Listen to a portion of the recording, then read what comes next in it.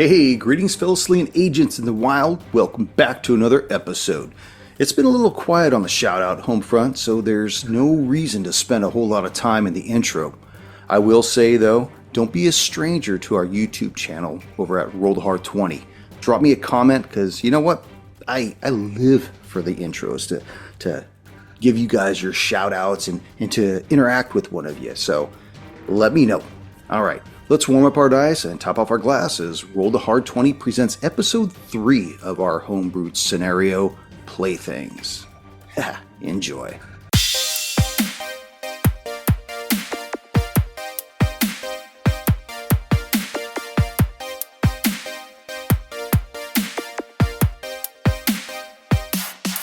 I can make him a couple ounces heavier. Knowing stuff that he shouldn't know. Perhaps we need to clean him. Well, Clean the cleaner.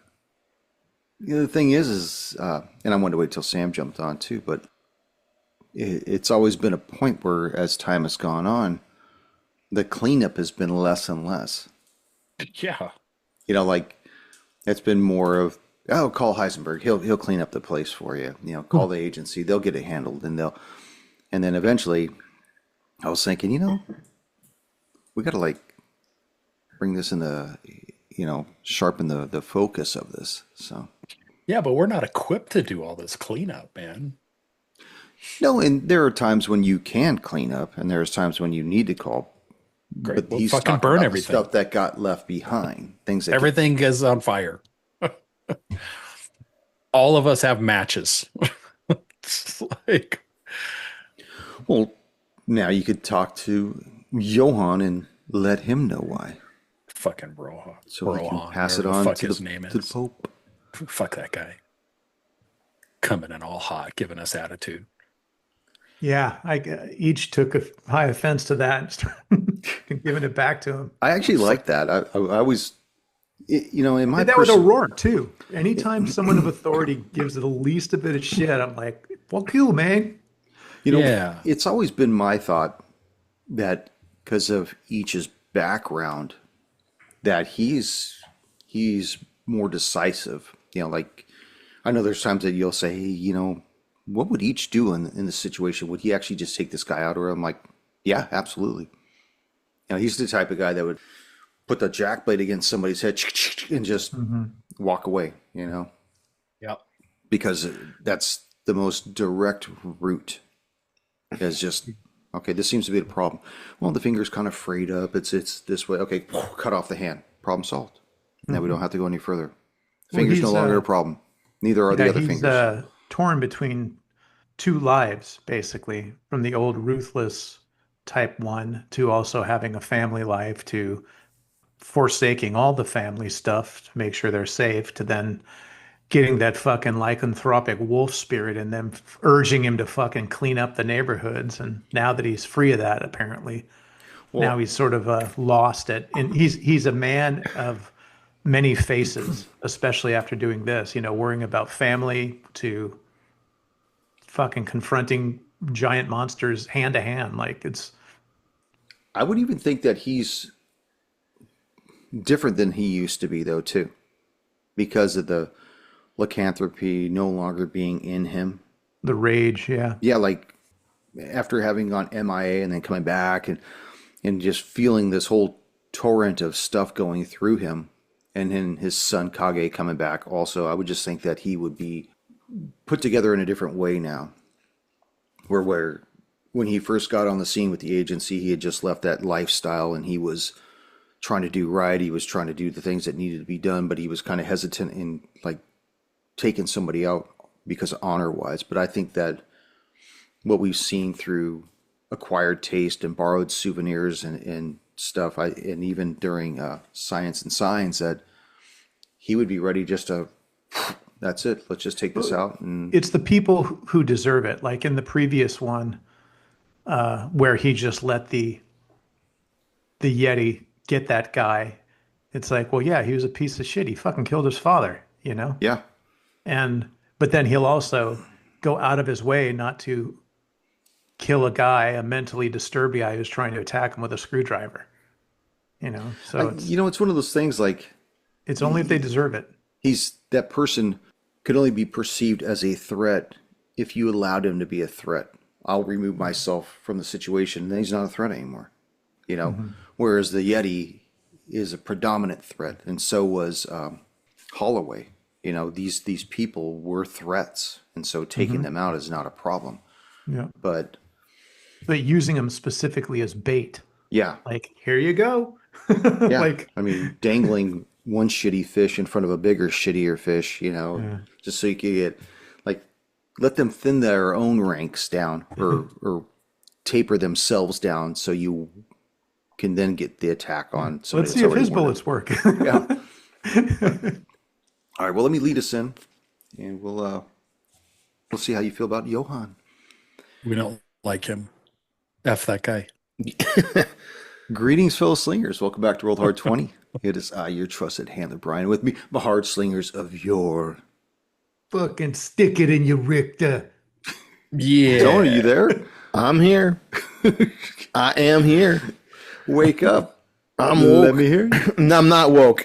That's a Pacific Coast right there, man. It's still like 6 a.m. Episode 3 of our homebrewed scenario, Playthings. So, after going through the Trasco residence, you come out and you see an individual there dressed up like a priest. He introduced himself as Father Johann Richter, the Pope's personal exorcist, who's actually here to evaluate your investigation and see how that goes, because it's come down from the powers that be above him, who are also above you, that you guys are not taking care of your business correctly. So you're currently en route to the New Iberia Police Department. He asked for a ride. He said, get in the back of the Charger. Johan gets in the back. I'll be in the back seat with him, Okay. just in case he gets a little spicy. I'll add a little bit of our own Chipotle Tabasco New Iberia seasoning to his fucking sriracha. Now we're talking. And you saw, like, when you started bracing him, how he flexed a little, and you saw that he was strapped too. So he's definitely a mechanic as well. Definitely a wet worker. A technician. Yes. Little bitch. Thank you. Check my oil, dipstick. Who's driving? And Desso's driving. So, Father Richter, what is it you wish to know? Well, get me up to speed on the Trasco family. What are you thinking? Well, currently, we haven't really been able to think of anything or evaluate any evidence we did pick up. What we know is the family is deceased except for one daughter, 7-year-old Maxine. She's been taken for observation. There are some pieces of evidence that are not what the police would be looking at, but things that we definitely would look at. Enlighten me. Well, there was some sort of circle, I should say half circle of dolls in her room. Nothing out of the ordinary for most normal investigators, a girl having a tea party. But when we look at that, there's a half circle of various dolls with one missing. Where is that other one? Where did it come from? Does she have it? Is it with her now? And you believe it was this mother that killed the family and then took her own life? Well, the mother definitely appears to be the one that killed the family, though we don't know if she did it on her own accord or if there was something within her. Adesso, you had some information about how she died and what she last saw. Did you want to fill in the good father here for us? Sure. And you guys are barreling down the road, right? Yeah. Okay. What happened was, when she decided to kill herself, she was staring directly at the refrigerator and the photographs that were on the refrigerator. So I took a picture of the refrigerator. Here, take a look. You tell me if you notice anything. I see a lot of family pictures here. Yeah. This is mother. Friends of the family, possibly. An out of focus picture. Pictures of the young son with the lightsaber. Blue crystal. Would not have been recruited by the agency later on. Just family photos. I see. Okay. He hands the phone back to you. Okay, we also have to find out about the other two families. We have not had a chance to even find their name. Well, we found their names just recently. Are you familiar with the other families at all? Do you know how they met their fate? Is it similar to this? Well, I was aware that there were 2 other families in the local area that had been killed under similar circumstances over the past 6 weeks, but I don't know their names yet. We have their names if you need them. Family Hooper and Family Claiborne. Do you know which family expired first? No, we have yet to talk to our contact that we need to meet, Detective Grady. We were informed by Detective Norris that he's the person that we should talk to. We must also follow up at the Iberia Medical Center, find about what's going on with Maxine, how she is, if she has that missing doll with her. So, and we also have a bunch of computer information downloaded by Agent Rice that we need to take a look at and see if there's any sort of connections. Now that we know the names of the families, we can cross-reference maybe some of the information we have and see if they were all part of the same church, part of the same bowling team, things like that. Right. Well, it's getting later in the evening. Are we keeping you up? Did you have somewhere you need to go? Because otherwise, we have work to do still. No, we need to be quick about it because a lot of the places that we would want to inquire will be closed soon. So What time is it, perchance, Handler? a little after 7 right now. Okay. Well, I guess we should probably go to see Detective Grady now. Yep, that's We where know we're that- going. Yeah. That's and where then- Desso's taking everybody. and We're then going to go see after- Detective Grady and get more information. And I'm not sure how we're going to explain Father German over here. We can bring the father to say that he's going to be joining us to see young Maxine and see if she's in need of any spiritual guidance. Not Yeah. bad. I like that. So it's I about like those 7. doubloons. Yeah, right. It's about 7:20 when you roll up to the new Iberia Police Department. Located in a 3-story building on Main Street, it backs against the Bayou Teche. By the time you arrive there, darkness in the sky has full occupancy. Odesso, you park the car. You see that there's a set of double doors, light emanating through the glass of which they are comprised of. Walk in, talk to the receptionist, whoever they are, and say that we're here to see the friendly neighborhood detective, who I have to check my notes again. Grady. Grady. We're looking for Detective Grady. She looks at you, eyebrows raised, and looks at the father behind you. He's on the 2nd floor. I'll buzz you agents and father through. See, there's an elevator at the back of the 1st floor. You enter the elevator, push the button, take it up to the 2nd floor. Upon arriving on the 2nd floor, you find yourselves at the entrance to a large bullpen. Desks seem scattered, yet there's an organization to their unorthodox layout. Men are conversing with each other, going over whatever it is they're dealing with. But towards the back, you see a tall, lean man, gray slacks, white button-up shirt with the sleeves rolled up. Detective Grady. And he looks at the 4 of you as you exit the elevator. We walk over to him. As you get closer to him, you see, although the man has this steel gray hair, he looks like he's in his mid-30s. You see he's in the process of pushing several pages into a manila folder as he's watching you approach him, and he says, "Can I help you, gentlemen?" Yes. Good to meet you. I'm Agent Odesso. This is Agent Kimura, Agent Rice, and the father here. We're investigating. Richter. Yes, him. We're here to assist your department in the investigation of the recent murders, especially the ones over at the, well, let's put it bluntly. They're appearing to be very strange and ritualistic, so there may be something a little more to these murders than you guys see. And we're trying to get you guys involved in it before state police takes over. Well, I'm afraid you're a little too late there, Agent, if you're talking about the Trasco family. We are. They are no longer my concern.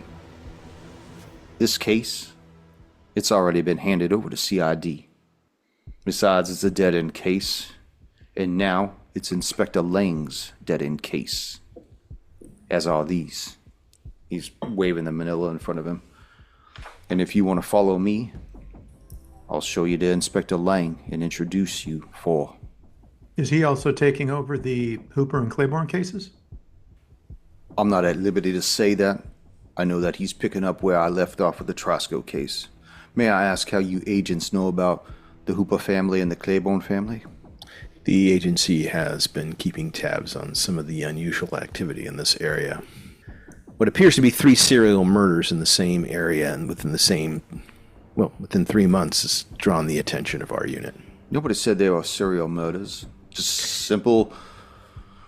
Wife got a little frustrated with the family and killed her family and took herself out.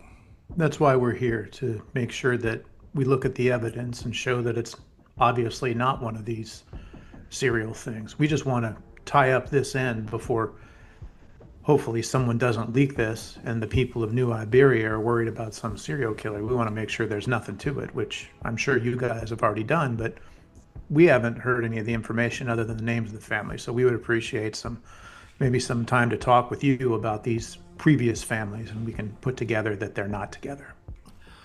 Well, you could talk to Inspector Lang about that. As far as having any more interaction with me, I don't think it would be appropriate nor professional if another inspector has taken over the case. Everything else is going to have to do it be... socially. Okay, agents. 2 agents talking about the tough times they have at work. It doesn't have to be on the books.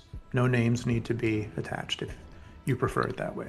We would like the impressions of the guy who was closest to the investigations, and that's you.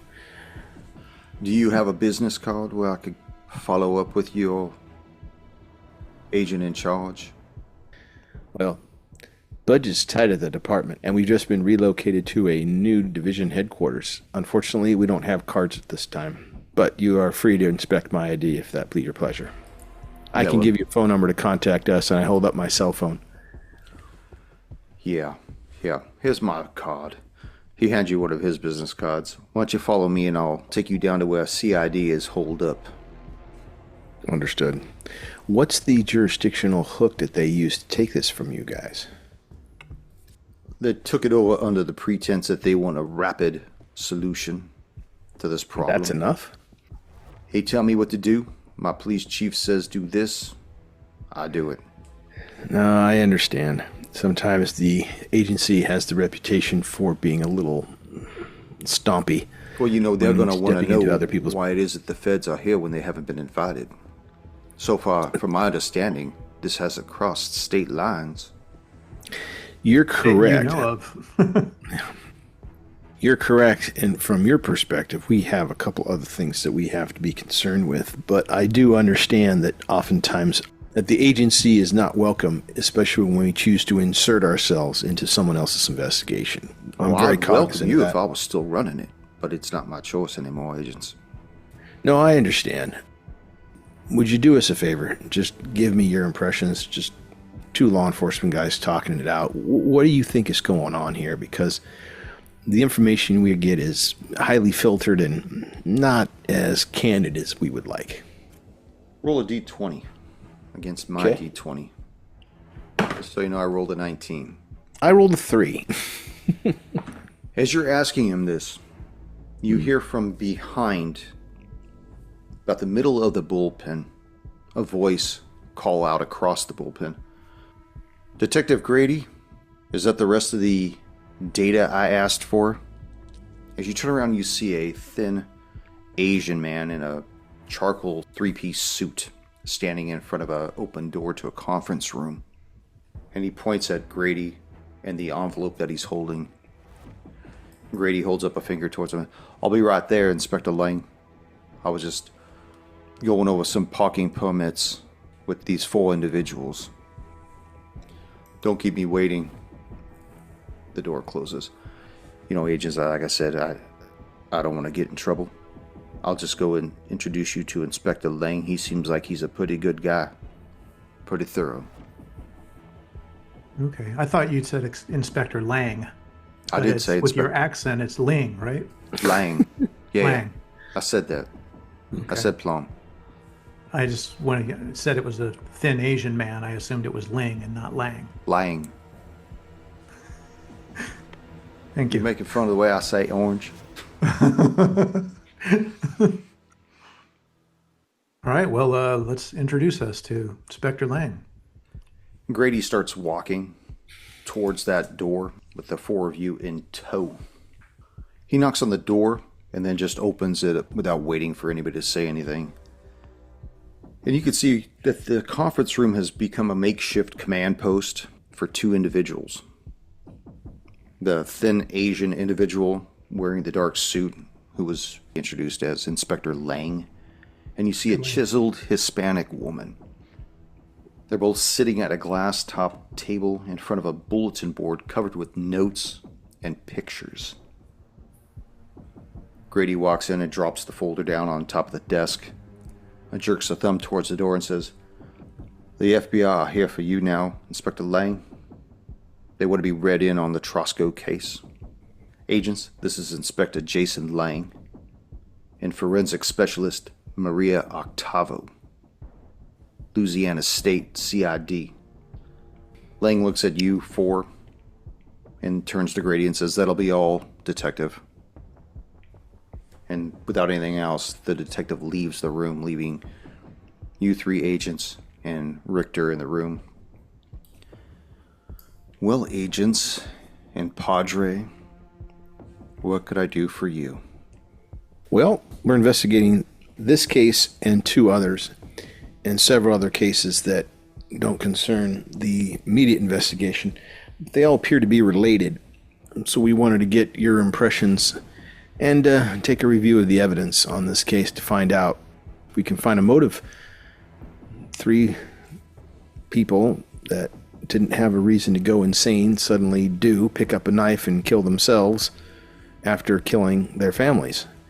Rather unusual. Well, hold on a second, Agent. I was under the impression you were here about the Trasco family. Now you're talking about 3 families. Correct. We're talking about the Hooper, Claiborne, and Trasco families. Well, I'm going to make no bones about it, Agent. This is an ongoing investigation. But honestly, the whole thing's pretty cut and dry. How do you figure? Well, somebody's out there killing these families at random. So you don't think the person responsible also killed themselves on scene? I admit it seems a little weird, but it's not. We've seen it before, so I'm not sure how this warrants the FBI's involvement. When you say you've seen it before, that seems to coincide with several key points of our investigation. Where have you seen this before? I've seen renegades and whatnot. I've seen people go crazy under LSD. I've seen people go crazy in bars and follow other people back home. It's not that we don't appreciate your help, but we already have a suspect, or should I say suspects. Who would those be? The Mercer brothers. Johnny Mercer and Waylon Mercer. And let me tell you, these boys are into voodoo, hoodoo, and all kinds of souped up wild-ass witchery. And they're wanted for murder over in Charlotte. Yeah, 8 weeks ago, they killed the Mandel family in some kind of ritual. Eddie Mandel, Krista Mandel, and Phyllis Mandel, their 7-year-old daughter. Then they headed east, in this direction, towards here, New Iberia. How's the 7-year-old daughter with the Mandel family? Is she dead. deceased? She is deceased. Okay. Because apparently young Maxine was also 7, but yet she was not killed. I was wondering maybe there was a connection of the age of the child, but... I understand that, but let me just tell you right now, that's something that's The information we're kind of keeping under wraps right now. She is our star witness. And we're waiting for the doctors over at Iberia Medical Center to give us the green light to head over and talk to her. How do you know she's alive? How do we know Maxine is alive? Yes. We were just at the Trasco house talking to Detective Norris. Can you give me the name of the individual that told you that she was alive? I just know Detective Norris. Detective Norris. Didn't get a first name. Well, we'll get that. He looks back at Octavo and nods, and she writes Detective Norris on a sheet of paper. We'll be having some words with Detective Norris for putting young Maxine's life in danger. She's our star witness. Putting her in danger by talking to the FBI? That's a new one. Very well. Nobody was supposed to get that information out. That's how you control leaks. And you see, we just found one. Well, apparently I didn't go so far as to say he was a leak. Yeah, you just took over the case. I don't think they were under any jurisdiction by you to not speak to federal agents. In fact, we were there before you took over the case. I'm not going to split hairs here, agents. The case is mine. Plain and simple. What else can I say? We have a witness. As soon as Dr. Windhelm gives us the okay to go speak with her, we'll confirm that. Okay. Although Windhelm says she hasn't suffered any physical damage, she is being held for psychiatric evaluation due to the trauma of seeing these two men kill her family.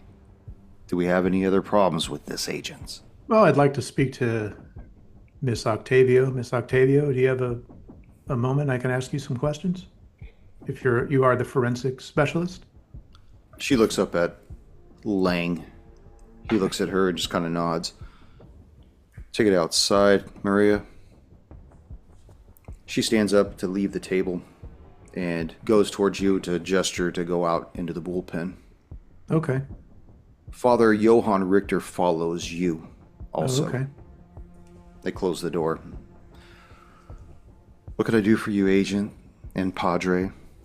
So I'll ask her. I go, again, I'm FBI agent. I'm not a forensic specialist, but I don't know if you've had a chance to investigate these things, but is it true? Have you been able to see that the attack that was carried out was done by two men, two individuals, and not the mother of, say, for the Trasco house? Would the wounds on the victims show a apparent upper body strength from young men versus a 30-year-old mother?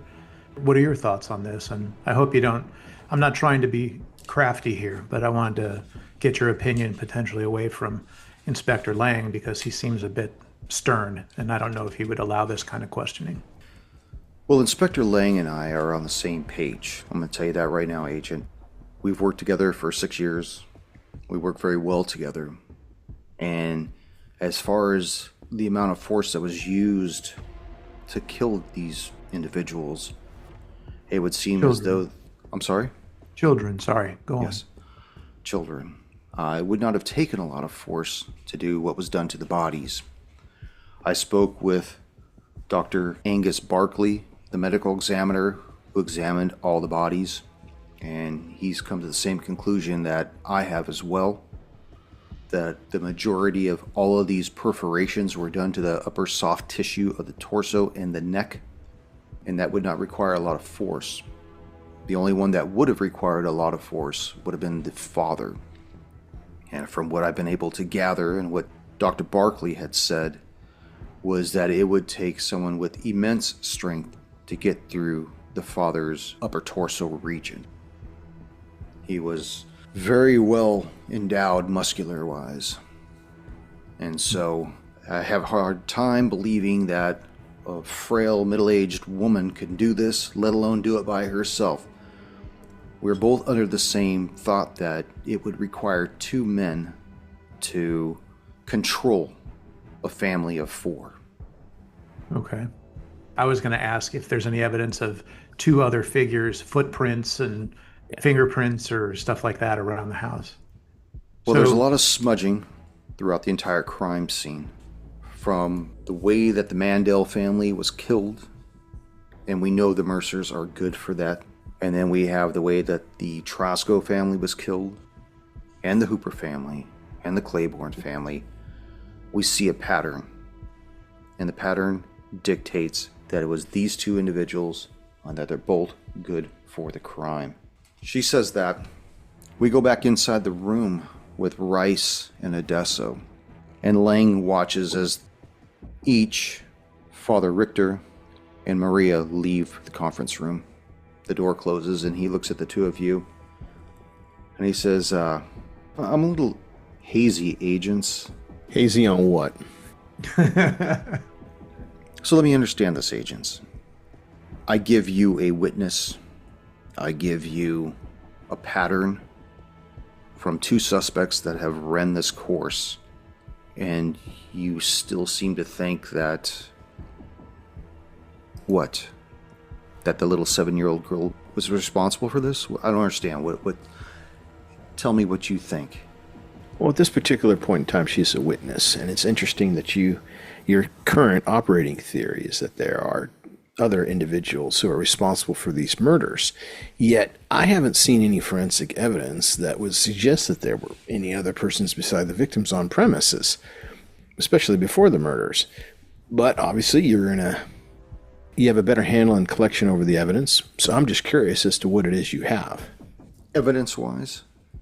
Yes. The Mandel family was killed with an edged weapon. Right. So was the Trasco family. Right, but the Trasco the weapon used in the Trasco killings was collected by your, or actually not your, but it was corrected by the detectives' people. They found it. It was on premise, and it matches the blank spot in the knife block that was located at the house. So it seems that the murder weapon was native to the household, was used by household members, and then when it came time to just get the murders done, there it was. Wasn't premeditated, or it could very well be, but it was a weapon of opportunity. I agree. Mm-hmm. Did you just say that too, Tone? Yeah, I did. I agree. It was a weapon of opportunity, but so was the weapon at the Mandel murders. Mm-hmm. At the Mandel residence, these two individuals came in, junked up, looking for quick cash, looking to do some ritualistic killing, and this was the result. And then they left, and then they started heading east 8 weeks ago. 6 weeks ago, our first family pops up on the radar as being killed.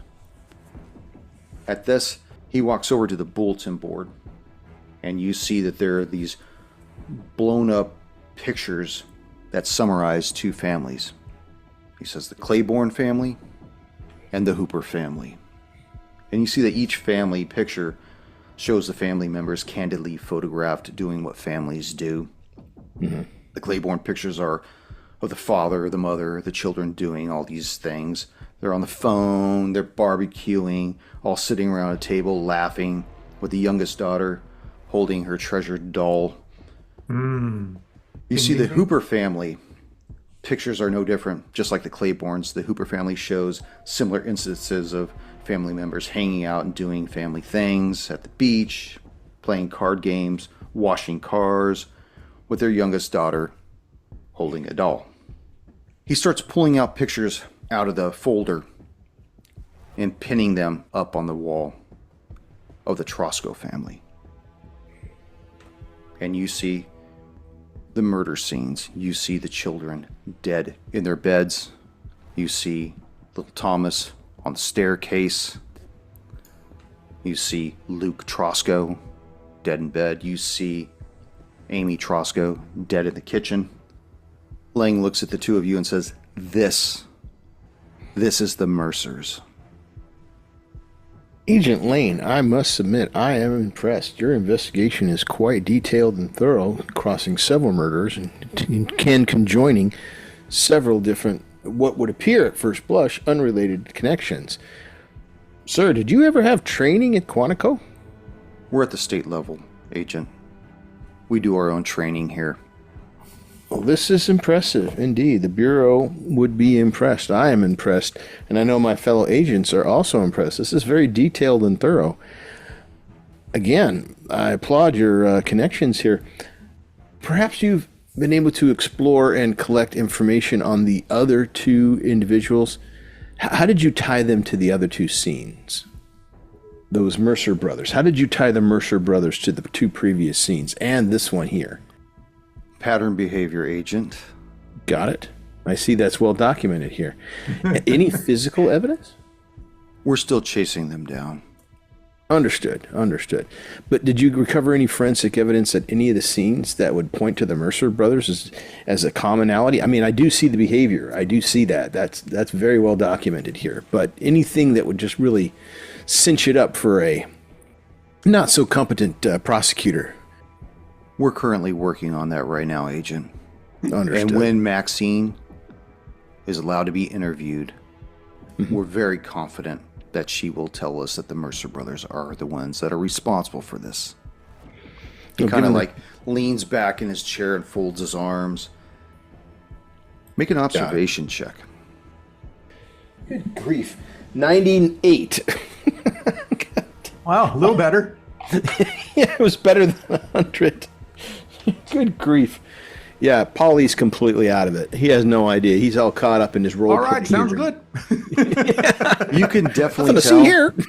You can tell that Inspector Lang is very confident about what he's saying. Mm-hmm. Each, you, Father Richter, outside with Agent Octavo. She looks at you and she says, "What else can I tell you, Agent?" Well, do you happen to know the family members of the Hoopers and the Claibornes offhand? With these, Aside from them being dead, I don't do follow. you happen to know the family, meaning it's so husband and wife, I assume? Do you know how many kids, the rough ages? Again, these don't need to be exact, but I'm just kind of curious to see if there was a pattern in they looked for not just random families, but maybe these families were linked together. Well, How far apart were they too? They're not, again, we're sorry for barging in here. We're just figuring out this. Are they in the same parish? Are they in the same county? Well, I know that the Claiborne family was, I think they lived like 2.5 miles or so from the Trascos. That was Dean and Martha Claiborne. They had 3 children, Joey, 13, Mindy, who was 7, and Lucy, who was 6. The other family, the Hooper family, they lived about 2 miles from the Trascos as well. And that was Harris and Serena Hooper. They had Sherry, 9, and Haley, who was 7. And I'm sure you're up to speed on the Trascos, right? Yes, that's the only family that we are somewhat familiar with, having just come back from there. Okay. Make an intuition check. Okay. Intuition, under 71. 38, another 38. You could see that she's really struggling with this. Okay. What part? Telling me the information or just like she's hiding something? I wouldn't say she's hiding something. It's more like she wants to feel like she can say more, but she really can't. And it's probably because of her professional status that she doesn't want to lean into whatever it is that you're promoting. Okay. So you're saying then that on the scene, if the wounds and the strikes that killed these people, and I'll look around, make sure nobody's kind of looking in, make sure Lang's not looking in from the windows, eyeballing us. Make an observation check. Okay. Under 72. 76. Failed. But I'll go ahead and ask anyways. So the wounds and all that apparently could have been done by these gentlemen. How old are the Mercers, by the way? Are they teens? Are they in their 20s? Are they losers in their 30s? Living with their mama? Johnny is 23 and Waylon is 25. Ah, okay. Losers. Okay. Did it appear to you that there were two probably 180, 190-pound 23 and 25-year-olds at the crime scene? Because my eyes arguably more untrained than yours. I didn't really see that. To me, it would have stood out if I saw Johnny's size 11 boot marks or Waylon's size 10 sneakers in the blood. I didn't see any of that. And I'll look around again, just like kind of showing that I'm worried too. Make another observation check at negative 20%. Okay. It's still pretty good. 51. Let's see. 48. Made it by 3. You see Detective Grady is off in a corner, and he's been watching the three of you and your interaction with one another. Okay. You know, I don't know if you would have even picked up the footprints, seeing how the majority of the house was carpeted. And they could have just as easily have killed the mother in the kitchen without getting footprints on the floor in her blood. Well, the only footprints I saw were all barefoot. And this is me just blowing smoke up her ass right now. Okay. People who were in bed. Nobody that I recall was wearing shoes. So if they were there, they would have left shoe tracks everywhere. But all I saw were little children's feet covered in blood, running around frantically. I'm playing up on the emotional side now. I didn't see any sneakers, so maybe these guys are practice executioners, maybe. But for people with the names of Johnny and Waylon, that doesn't sound me as someone who's a smart and elusive serial killer like, say, a Bundy. We didn't say they were smart, and they're only elusive as long as their luck holds out. And it will end, because luck will only get you so far. And here in New Iberia, it's going to run out for those two boys. All right, well, those are really the only questions I have right now, unless there's anything more you wanted to ask me about our investigation. I know you're looking for names of people who were giving up witnesses. And I go, I'm just kidding. I'm sorry. I should be treating this a little bit more serious, but it's such a shocking affair to find out that not just one family with 3 kids, and I say 3 on purpose, are murdered. I do have a question for you, Agent. What is that? I'm trying to understand. I could see you being here and Agent Adesso and Agent Rice, but I don't understand why you have the clergy here. Well, from what we just met tonight, this is Father Johann Richter. Apparently he knew some people in the family, and when he showed up at the house concerned, I told him that maybe if we get a moment when we get to talk to young Maxine, maybe he'd be able to lend some support to her in her time of need. He kind of stiffens when you throw him under the bus like that, like... Well, I didn't ask him to come along. If he's as smooth as we are, maybe he'll see why things get dirty.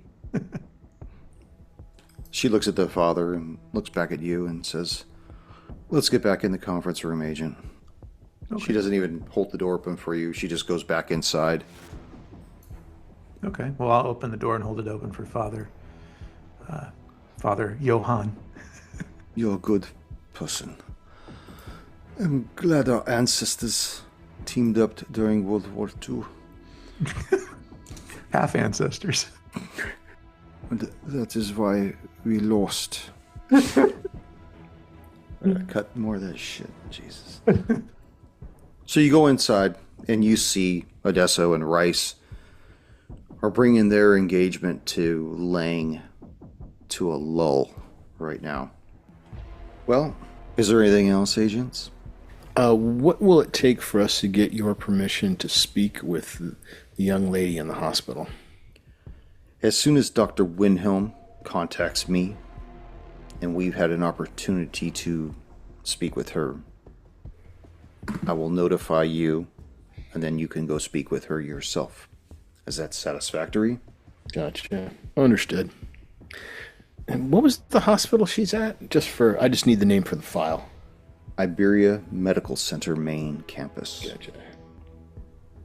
I thought you were trying to get him on something. Like, see if he was going to give us a bogus name. No, we're good. I'm just entering the room there. Do I notice that there's these pictures now on the board? Oh, yeah. Okay. Well, I would like to go over and take a look at them if that's okay. Sure. Tell me what you want to look at. Well, I want to see if I notice anything about dolls in the pictures since I was out of the room, but I was listening to what you were talking about. Okay. Go ahead and make an observation check if you wish. Okay. 24. Okay.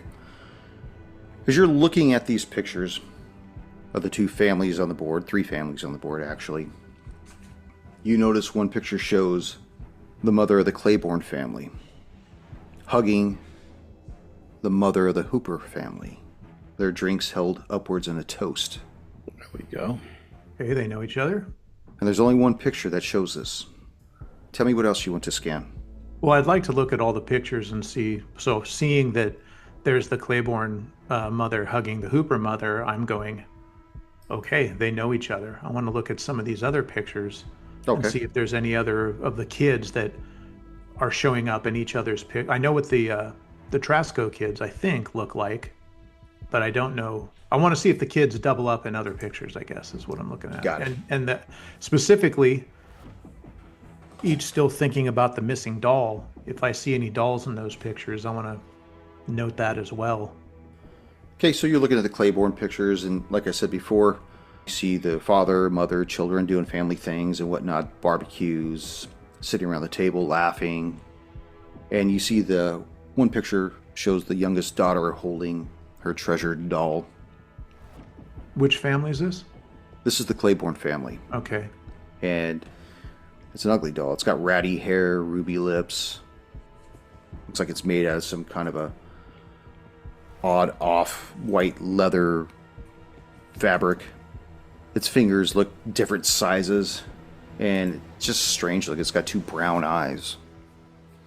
As you move over towards the Hooper family pictures, you see, just like the Claiborne family, it shows similar instances of family members hanging out, doing their family things and whatnot, washing the car. And you see a picture of your youngest daughter, Haley Hooper, holding a doll, her yellow painted fingernails clutching this thing with ownership. Same doll, it looks like. It's got ratty hair, ruby lips, soft, off-white skin, fingers look in different sizes and whatnot. It's got one brown eye and one blue eye.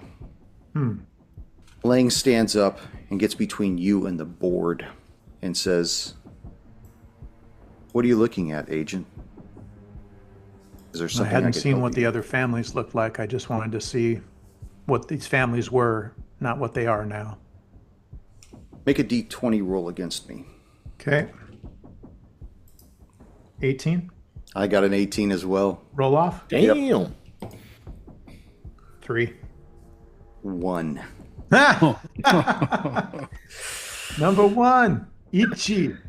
You see the Trasco family pictures. Very hard to see. They're obscured by Lang's frame being in the way. But you do notice one picture of Maxine holding a doll. Ratty hair, ruby lips, soft off-white skin, 2 blue eyes. one brown eye, one blue eye, and one odd finger with yellow fingernail polish on it. Ooh. And I will see you next episode. Awesome.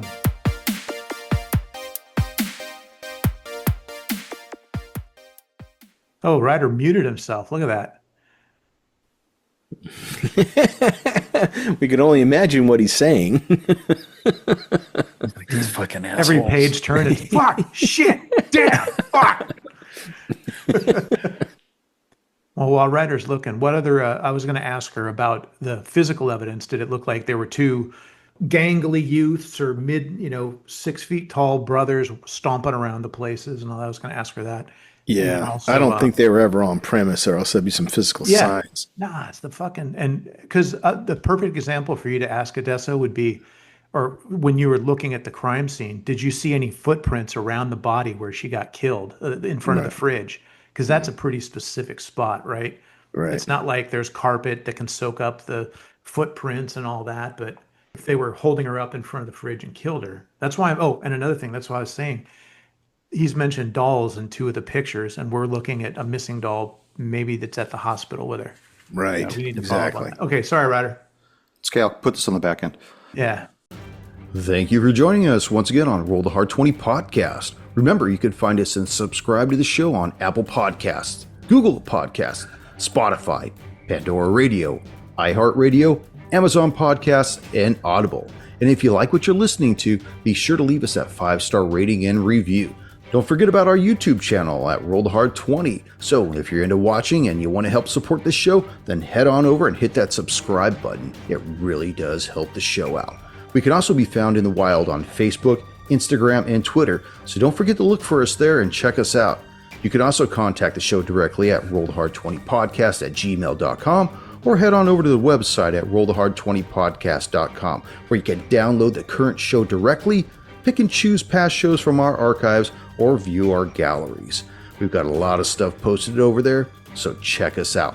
And finally, join us on our Patreon at patreon.com/rollthehard20podcast, where you can become a hard slinger and pick up swag. So until next time, keep your dice warm and your glass topped off as you roll those hard 20s.